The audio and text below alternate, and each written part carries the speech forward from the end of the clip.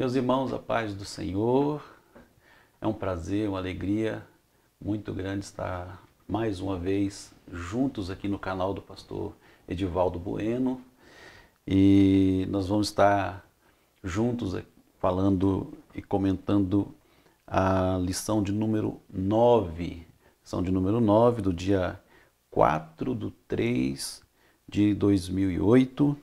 Lembrando que nós estamos falando nesse trimestre para a classe dos jovens, o tema Seu Reino Não Terá Fim. Vida e obra de Jesus segundo o Evangelho de Mateus. Então, a lição de número 9, nós estaremos falando acerca das últimas coisas. É um tema muito importante, é um tema escatológico, é um tema que gera muitas dúvidas acerca da doutrina de escatologia. E então nossos jovens, certamente eles irão aproveitar muito bem esta lição.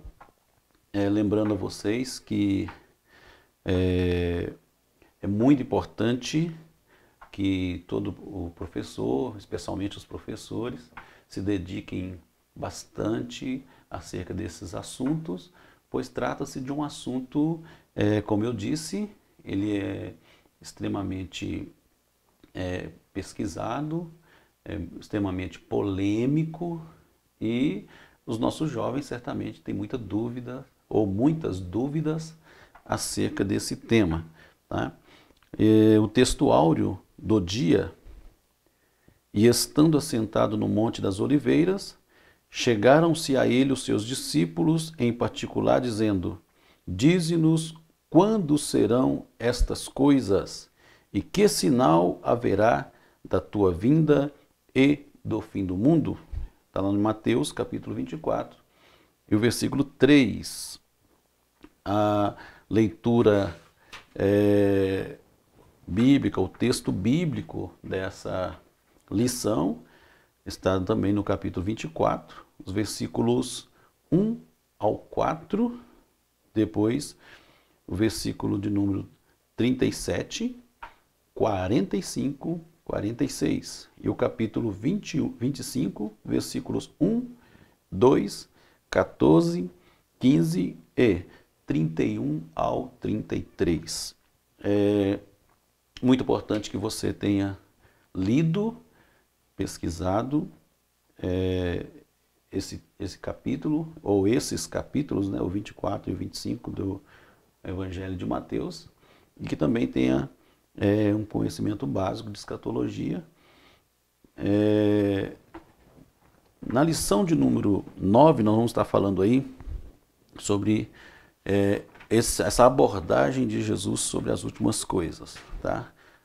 Jesus fala acerca das últimas coisas. Então, na leitura aí, no texto bíblico, os irmãos vão ver que os discípulos, Jesus estava no templo, e estando no templo, a Bíblia não vai trazer pormenores aqui do culto que eles fizeram, né? Nada disso. Como foi, quais os hinos, o que aconteceu. Mas na saída, os discípulos estavam junto a Jesus e eles começam a mostrar Jesus, a contemplar o templo, a grandeza do templo que Herodes havia erguido. E então Jesus olha para eles e diz a eles: olha, não ficará aqui pedra sobre pedra que não seja derribada. Pois bem, logo a seguir, isso no versículo de número 2, né?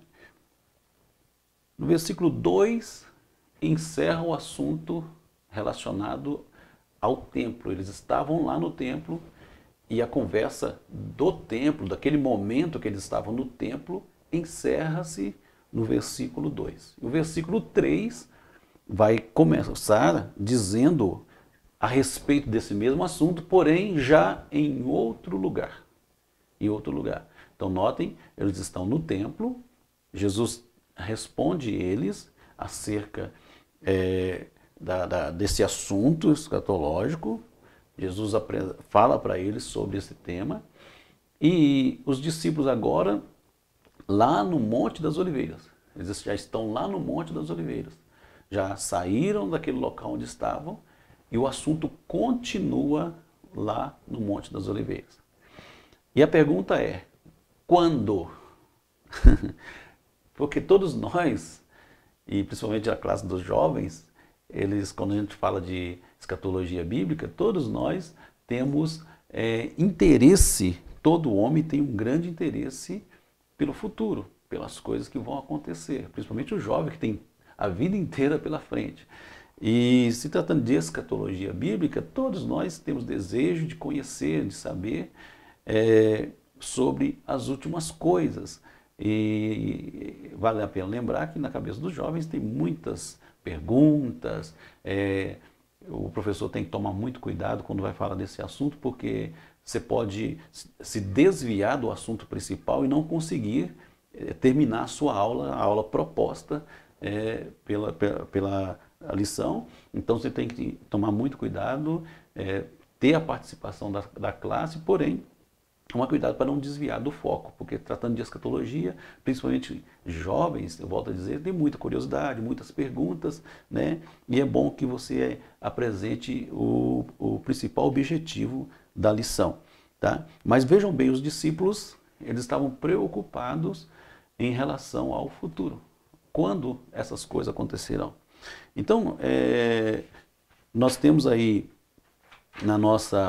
no primeiro tópico, falando exatamente o anúncio da destruição do templo e os sinais do fim dos tempos. Cristo anuncia a destruição do templo. Então, vejam bem, Jesus, o texto de Mateus, aqui no capítulo 24, vai dizer que Jesus ele estava com eles contemplam a estrutura do templo. Jesus simplesmente responde, diz-lhes, não vedes tudo isso? Em verdade vos digo que não ficará aqui pedra sobre pedra que não seja derribada. Então, o versículo 3 já inicia em outro local, em outro local geograficamente falando, fisicamente falando. Esse espaço de tempo, esse espaço geográfico, quanto tempo, quantos minutos, quantas horas, certo? Lógico que nós precisamos ter coerência, nós precisamos ter entendimento e saber que Jesus não falou isso e ficou mudo. Os discípulos não perguntaram isso e ficaram mudos. Houve um diálogo, houve conversas. O que Jesus falou aos discípulos depois dessa expressão, dessa exclamação? O que Jesus ele continuou a dizer no caminho até o Monte das Oliveiras? Existem muitas situações, muita coisa a se perguntar aqui, tá? Porque do templo ao Monte das Oliveiras existem muitas questões. E quando você analisa no capítulo 24, versículo 3, lá no Monte das Oliveiras, já estando no Monte das Oliveiras, os discípulos eles perguntam a Jesus, e a pergunta dos discípulos é justamente essa: dize-nos quando serão estas coisas, e que sinal haverá da tua vinda e do fim do mundo? Então notem a expressão, quando, primeira coisa, quando? Por quê? Porque há um desejo, há uma necessidade do ser humano de saber aquilo que virá, que vai acontecer. Então, quando isso acontecer? Muita preocupação há acerca disso. Muita preocupação há acerca do fim, principalmente nos jovens. Quando acontecerão? É a primeira pergunta. É lógico que Jesus não deu data, Jesus não deu hora, tá? Agora, o que Jesus mandou, o que Jesus ensinou, é estarmos prontos é estarmos preparados, é estarmos vigilantes e sermos prudentes, né? É lógico que isso nós vamos estar aprendendo aqui na lição de hoje. Então, notem isso. Quando, outra questão, eles perguntam, estas coisas, que coisas? Porque Jesus falou da destruição do templo, mas quando os discípulos eles perguntam, quando, versículo de número 3, mais uma vez, diz-nos, quando serão estas coisas? Será que eles estão se referindo só à destruição do templo? Ou será que Jesus não havia falado de mais coisas acerca do fim para eles? Outra pergunta, quando serão estas coisas? E os discípulos perguntam, e que sinais? Outra pergunta, que sinais haverá? Que sinais haverá da tua vinda? Jesus falou da destruição do templo. Então eles não perguntam, que sinais haverá da destruição do templo? Não é isso. Que sinais haverá da tua vinda? O versículo 1 e 2 falou da destruição do templo. Então notem que a conversa não ficou só naquilo. Jesus falou mais coisas a eles, inclusive sobre a sua vinda. É por isso que os discípulos lá no Monte das Oliveiras, eles perguntam, que sinais haverá da tua vinda? E mais pergunta, que sinais haverá do fim do mundo? Porque Jesus não falou só da sua vinda, ele falou do fim do mundo, do julgamento deste mundo. É por isso que no versículo 3 aparece aí, quando estas coisas, que sinais haverá da tua vinda e que sinais haverá do fim do mundo. Então são quatro coisas interessantes aí para os irmãos discutirem e aí na sala de aula. Tá? Outra coisa importante que nós vamos ver aí que o Senhor ele apresenta sinais que vão anteceder a sua vinda e o fim do mundo. Sinais que irão anteceder a sua vinda e o fim do mundo. Então, quando nós falamos desses sinais aí da sua vinda e do fim do mundo, nós vamos estar vendo aí que são anúncios aí, anúncios que nós precisamos estar alertas e entender esses anúncios. No capítulo 24, os irmãos vão ver aí que Jesus ele vai falar sobre os sinais que antecederiam a sua vinda e também o fim do mundo. Tá? Que sinais são esses? Virão muitos em meu nome dizendo eu sou o Cristo. E vocês, quando olham a história, quando vocês olham os dias atuais, vocês vão ver que muitos falsos cristos têm se levantado. Ouvireis falar de guerra, de rumores de guerra, no versículo 6. Guerras e rumores de guerra. Tá? Quantas guerras nós vimos acontecer, né? Muitos dos nossos jovens não presenciaram isso, outros já, e outros, infelizmente, verão, porque é a palavra de Deus. E os rumores, muitas ameaças de guerra, né? Agora, no âmbito internacional, nós estamos vendo todos os dias uma nação ameaçando outra, etc, etc. Rumores de guerra, como na Coreia do Norte e outras. Tá? Ele diz também no versículo 7, falando, levantará nação contra nação, reino contra reino, países estão se levantando contra outros, inimigos de outros. Tá? Haverá fomes. Esse é um tema que não precisa nem porque aqui no nosso país mesmo nós já vimos isso acontecer muito. Às vezes na sua classe tem pessoas que têm isso, na própria família vive isso. Terremotos, quando você pega a história, você vai ver que com o passar dos anos o número de terremotos ele está aumentando cada vez mais. E a Bíblia vai dizer, no versículo de número 9, sereis odiados. Por mais que você, a igreja está vivendo um tempo de paz, não. indireta ou indiretamente, o cristão ele é odiado pelo mundo. Porque Jesus diz, vós não sois do mundo. É por isso que o mundo não nos ama. Por isso que o mundo vos aborrece. Por isso que o mundo vos persegue. Então a igreja, ela é odiada. Por quê? Porque nós não somos do mundo. Nós não temos a mesma forma. Quando Paulo diz, não vos conformeis com este mundo, não tem a mesma forma, o mesmo molde do mundo. Nós não encaixamos no mundo. Então, nós não pertencemos a esse mundo. Então, por conta disso, nós somos odiados.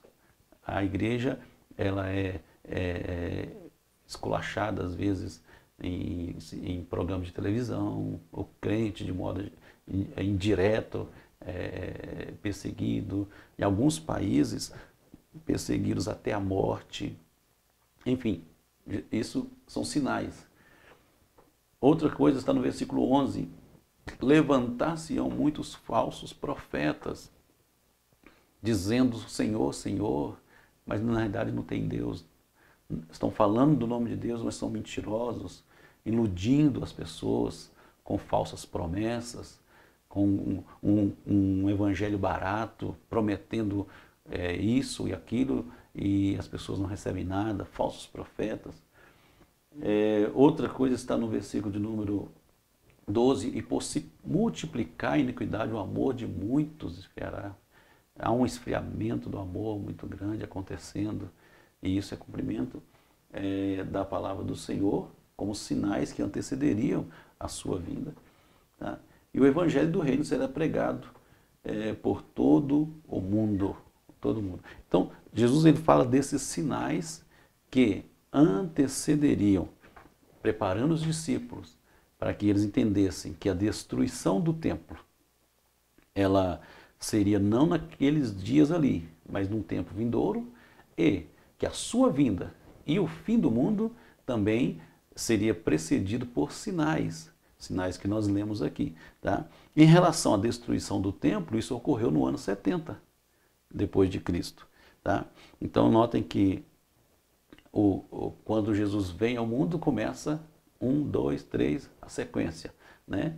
Então Jesus tinha seus 33 anos de idade, então no ano 70. Então após Jesus dizer isso, então os irmãos coloquem aí por volta de 37 anos, 36 a 37 anos, cumpriu isso que Jesus disse.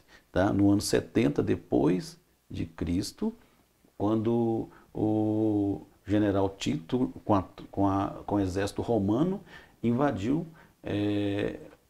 Jerusalém e destruiu o templo. Por quê? Porque houve uma rebelião ali dos zelotes. Quem que eram os zelotes? Os zelotes eram uma seita judaica. Uma seita judaica, o nome zelote vem dizê-lo, eles eram extremos, né? Eram uma seita extremos, muito radicais, e eles esperavam um Messias guerreiro, um Messias que lutasse, que libertasse Israel dos romanos naqueles dias. Tá?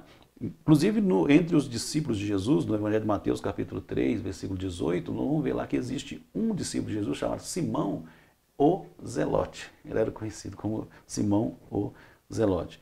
Então, a destruição do templo se cumpriu, né, no tempo futuro, um futuro próximo, né, no ano 70, aconteceu que Jesus disse aos discípulos, não ficará aqui pedra sobre pedra. Mas a mensagem de Jesus não se ateve a isso somente.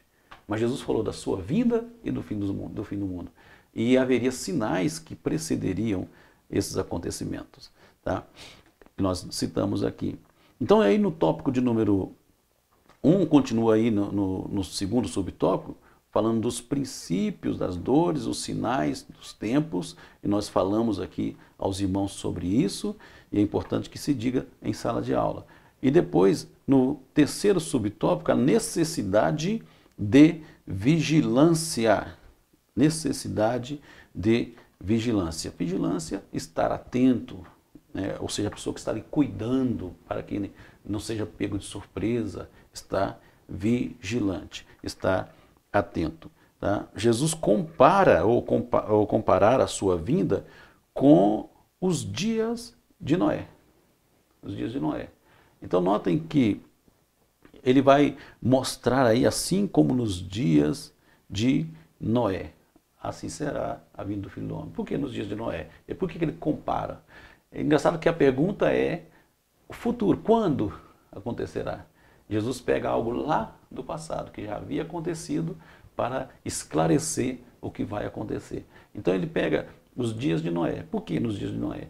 Porque eles estavam desapercebidos, eles não estavam vigilantes, eles negligenciaram a mensagem do juízo de Deus.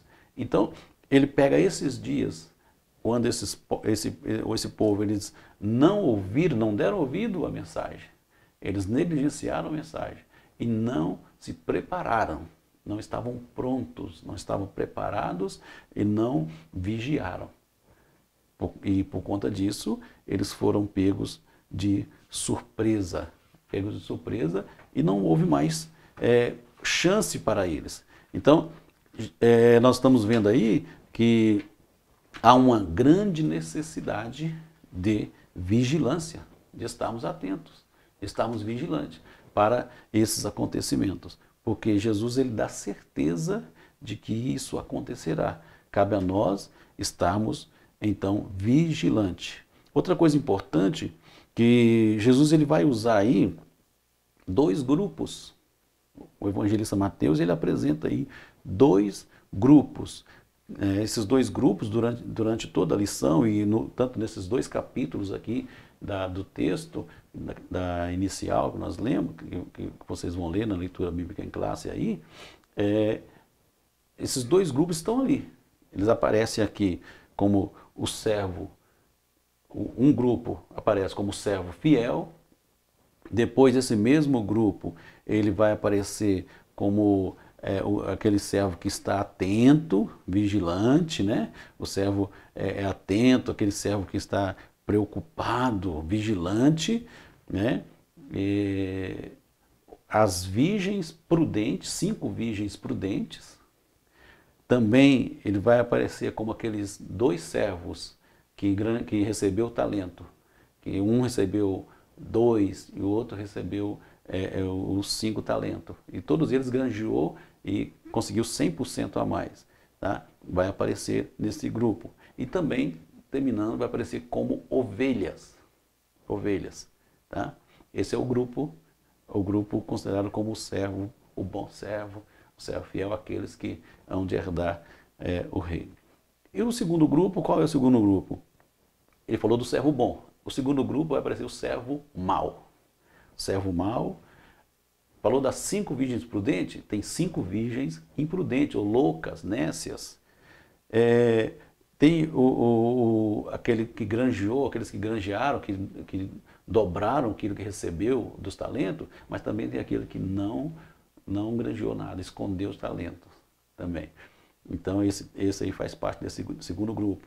E tem as ovelhas? Pois é, tem também os bodes. Então esses bodes são o segundo grupo. Esse grupo é o servo mau, as virgens loucas ou imprudentes, o que não granjeou o talento, e também os bodes, esse faz parte do grupo daqueles que não hão de entrar no reino. Tá? Então, Mateus ele fala sobre esses 2 grupos e divide aqueles que estão atentos. Ele fala aí do servo fiel, o servo sensato, que o seu senhor saiu a viajar, né? E fala do servo louco, mau, que ele disse ao meu senhor vai tardar a vir. E aí ele começou a espancar os seus conservos, começou a tratá-los mal, começou a beber e etc. E de repente o senhor dele veio e não achou ele servindo bem. E aquele servo fiel, né, foi recompensado, né, e posto como encarregado, porque ele foi atento, esteve vigilante, aguardando a volta do seu senhor. Ele sabia que o seu senhor viria a qualquer momento. Qualquer momento. Já o servo infiel, o mau servo, ele disse, o meu senhor não vai vir agora. E não se preocupou. E começou a viver de qualquer jeito. Começou a andar de qualquer jeito. Começou a fazer as coisas daqui para lá, com aquele pensamento, né? Jesus vai demorar a vir. O meu senhor não vai vir agora. Então eu tenho tempo para... Engraçado que a juventude usa uma expressão, né? Aproveitar a vida, quando na realidade eles estão desperdiçando a vida, né? estão desperdiçando o tempo de poder servir a Deus. Então, ele usou essas expressões e o Senhor veio numa hora que ele não esperava. E ele é considerado como o mau servo, que não esteve vigilante. Tá? Então nós vamos ver aí, no tópico 2, a responsabilidade do homem e o julgamento divino. A responsabilidade do homem e o julgamento divino.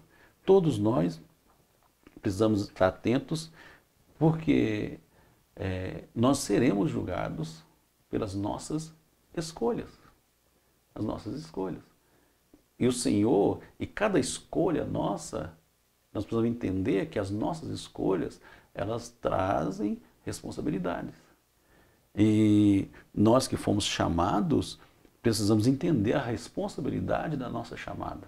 O Senhor, por sua graça, por sua misericórdia, Ele estendeu suas mãos para nós, nos salvou, e cabe a nós, como salvos e escolhidos por Ele, estarmos atentos e vigilantes concernente à sua vinda. Então ele usa a parábola das 10 virgens. Essa parábola das 10 virgens, ela volto a dizer, um assunto polêmico. Por quê? Nós vamos ver aqui algumas questões. A primeira é que, quando fala das 10 virgens, nós vamos ver aqui que se trata de um casamento. São bodas de casamento. Embora a noiva não é citada aqui, né? Porque há muita polêmica, há muita controvérsia sobre esse assunto, e é bom que o professor tome cuidado. Primeiro que essa aula não é uma aula de... nós estamos focados na escatologia em si, mas sim preocupados com a postura que o Senhor quer de nós em relação às últimas coisas.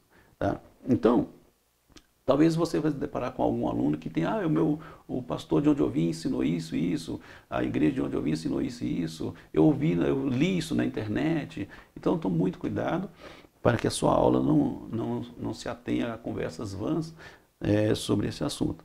Tá?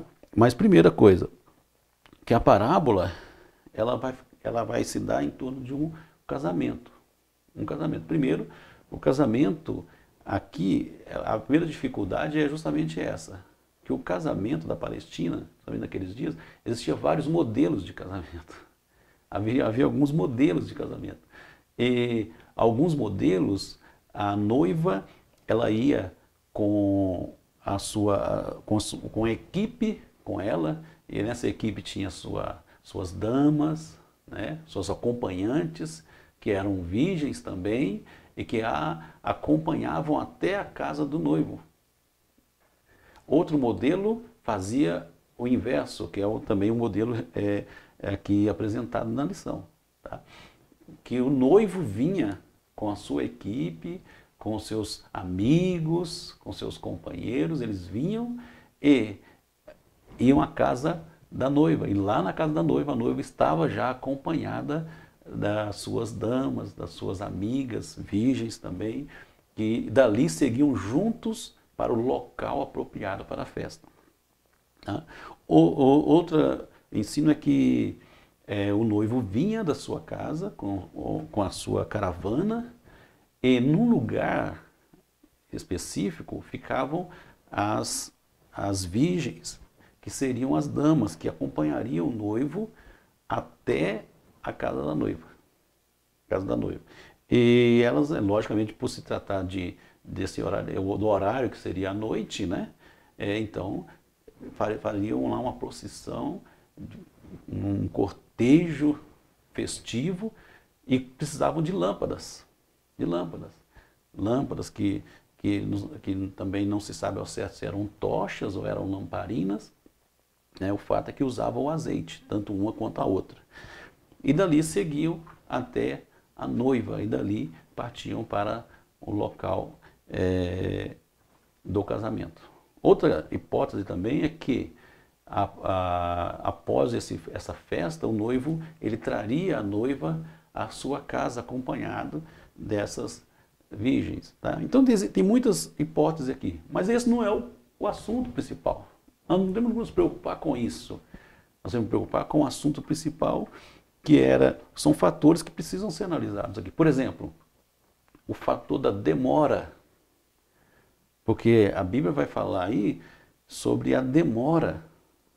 O noivo tardou a vir, né? E a demora é interessante porque sem esse fator aí, a demora, nem a parábola ela existiria, tá? Toda a estrutura da parábola ela está ao redor desse fator, a demora.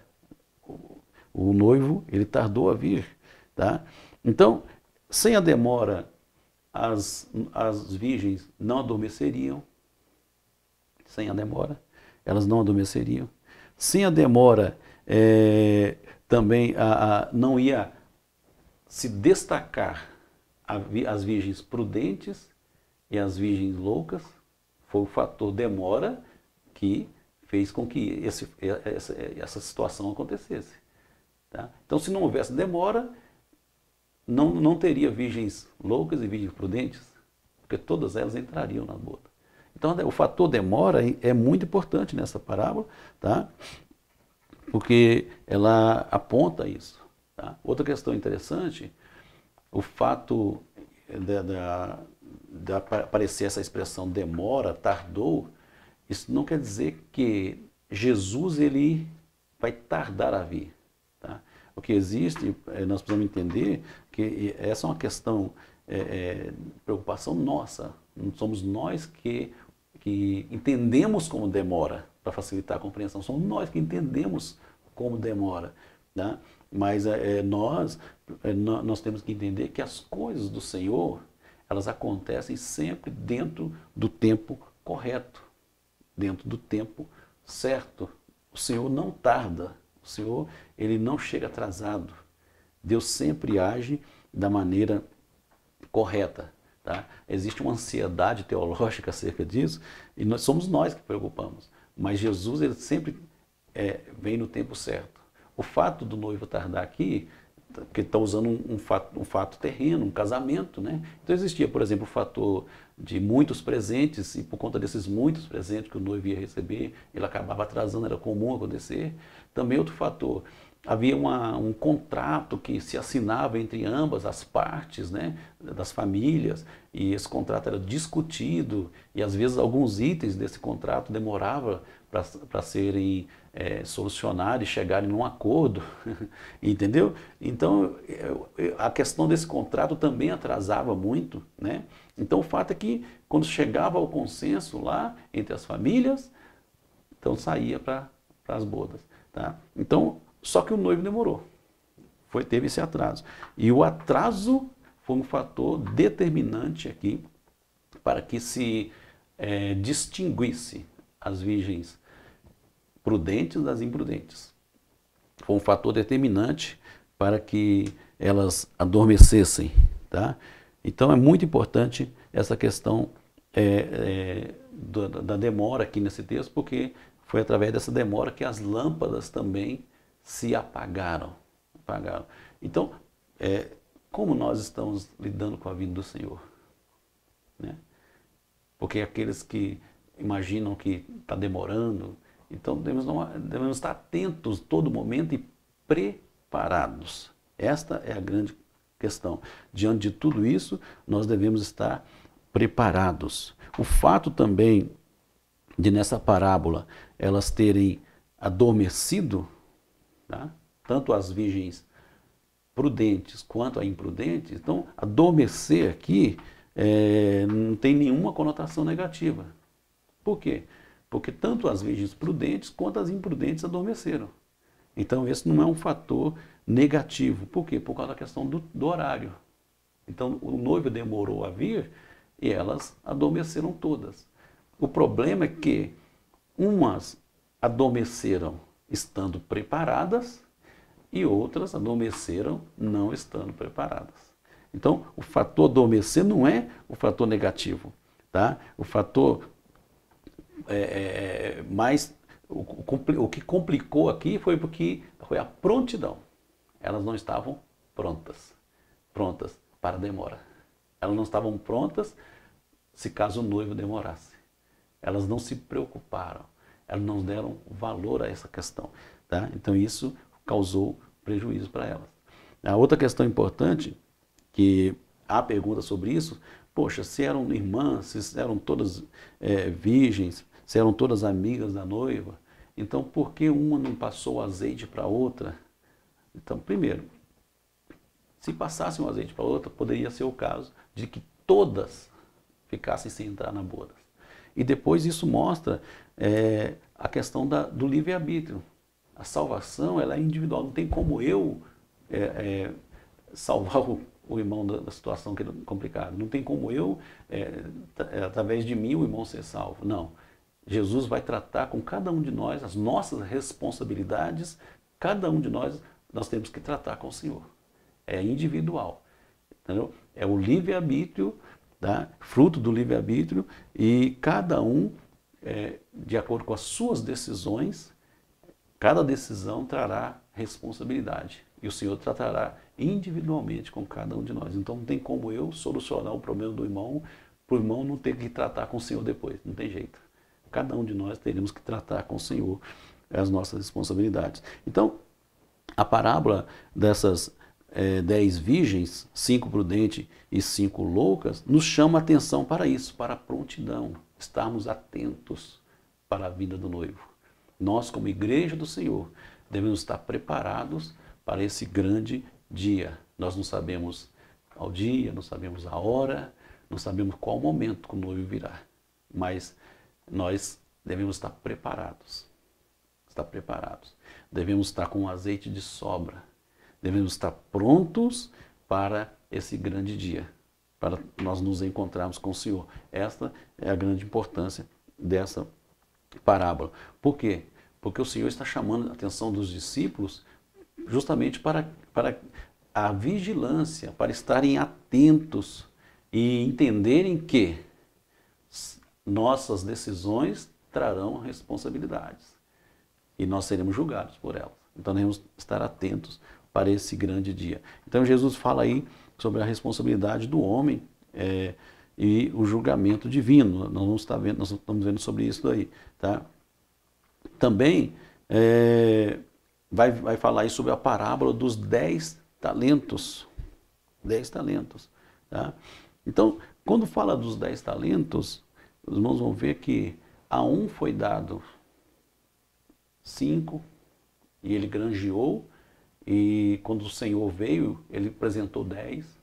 Outro foi dado 2 talentos, tá? E ele granjeou, conseguiu 100% também, entregou 4.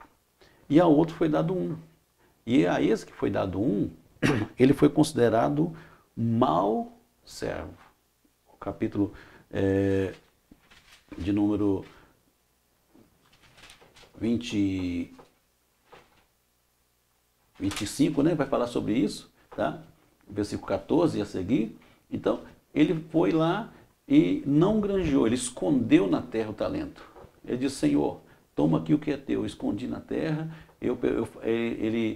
Versículo de número 24 diz: chegando por fim o que recebera um talento, disse: Senhor, sabendo que é homem severo, que ceifas aonde não semeaste, ajunta onde não espalhaste, receoso, escondi na terra o teu talento. Aqui tens o que é teu.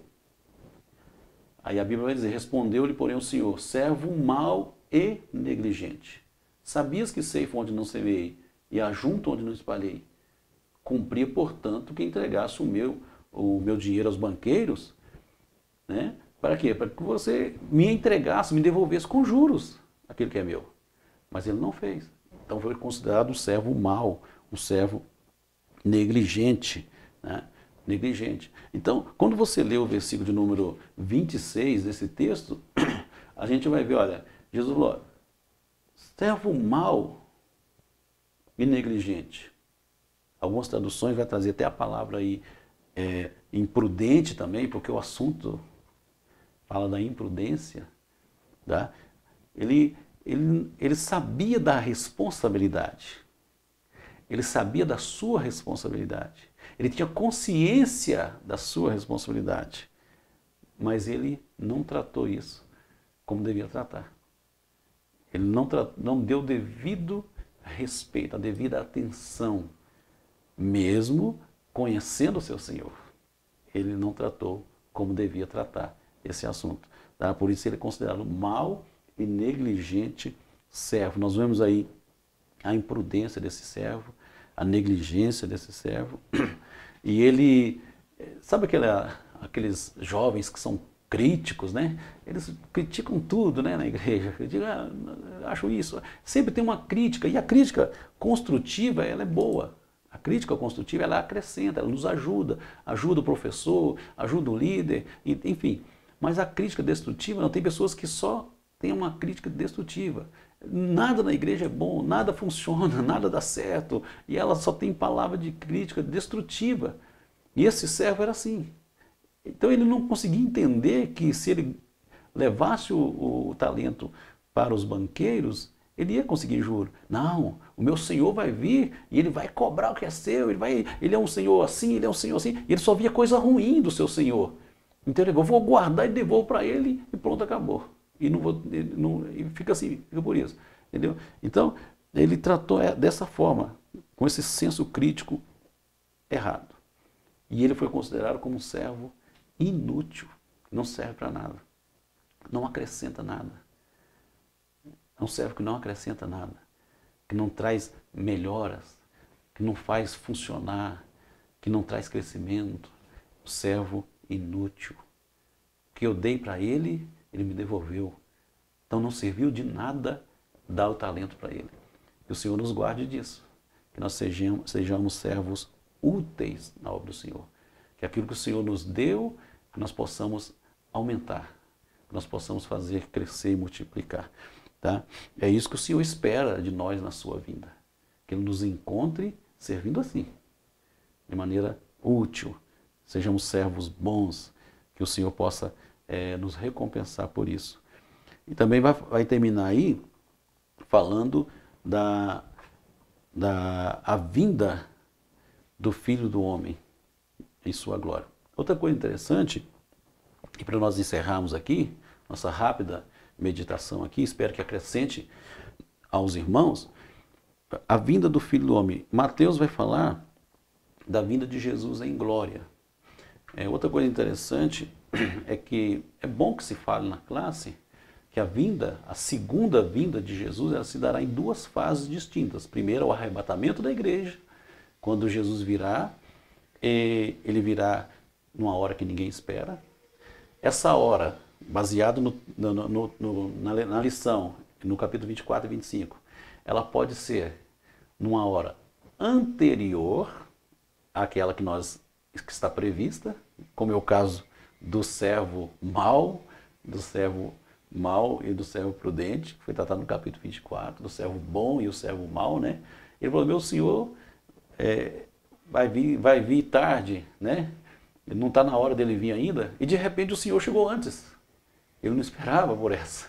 Então o Senhor pode vir até antes do que nós planejamos ou esperamos, ou o Senhor pode vir depois do horário que nós estamos esperando, que é o meu caso das virgens prudentes e as virgens imprudentes. Elas planejam um horário, mas o noivo não veio naquele horário, e elas não tinham azeite suficiente. Foi pego despreparados. Então, o Senhor vai vir. Então, no arrebatamento da igreja, Jesus vai vir e ele vem numa hora que nós não sabemos. Não sabemos. Num dia que nós não sabemos. Mas nós devemos estar preparados, prontos para esse grande dia, esse maravilhoso dia. É a primeira fase da segunda vinda. E a segunda fase da segunda vinda de Jesus será a vinda de Jesus em glória, quando todo olho verá. No arrebatamento, não. Só os salvos. Só os salvos. Será no abrir e fechar de olhos. Agora, na segunda fase da segunda vinda, Jesus virá em glória. E todo olho verá. Todo olho verá. Os céus vai haver sinais, né? Quando um relâmpago que sai do Oriente vai até o Ocidente, assim será a vinda do Filho do Homem. Então, será dessa forma, com poder, grande glória. Isso acontecerá, essa fase acontecerá, o arrebatamento, Jesus vai arrebatar a igreja e então começará o período da grande tribulação aqui na terra. Serão 3 anos e meio de paz, 3 anos e meio de repentina destruição, 7 anos. No final dos 7 anos, Jesus virá com poder e grande glória, quando ele virá para Israel.